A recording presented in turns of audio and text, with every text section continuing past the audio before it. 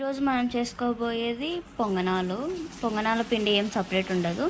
దోసల పిండిలోనే మనము కొన్ని వేసుకొని దాన్ని పొంగనాల పిండి వేసుకుంటాం. దానికోసం మనకి 3 ఉల్లిగడ్డలు కావాలి. ఇవి సన్నగా తరిగి పెట్టుకోండి.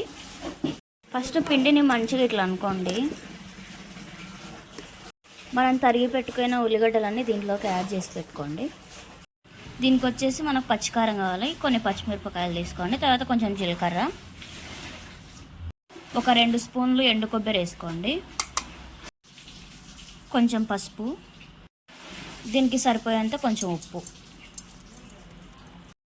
ఇంకా మనం మిక్సీ పట్టుకున్న పచ్చికారం దీంట్లోకి యాడ్ చేసేది అయిపోతుంది. కొంచెం సోలా పొడి కూడా యాడ్ చేసుకోండి. ఇది వేసిన తర్వాత మంచిగా మిక్స్ చేసుకోండి పిండిని. పిండి కలపడం అయిపోయింది. మీ దగ్గర కొత్తిమీర, కరివేపాకు ఉంటే చిన్న తరిగి వేసుకోండి. మా ఇంట్లో లేవు ప్రస్తుతానికి. మనకి ఇవి కాగినాయంటే ఇట్లా ఏం పిండి ఏమి ఉండవు. పైన ఇట్లా జస్ట్ తిప్పితే తిరిగిపోతాయి. తిప్పిన తర్వాత ఒక 1 మినిట్ పెట్టుకోండి. ఫైనల్లీ పొంగనాలు ready. Okay, thank you, bye.